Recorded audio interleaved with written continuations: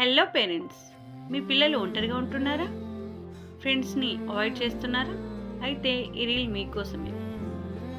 చాలామంది పేరెంట్స్ మా పిల్లలు ఒంటరిగా ఉంటున్నారు అని బాధపడతారు.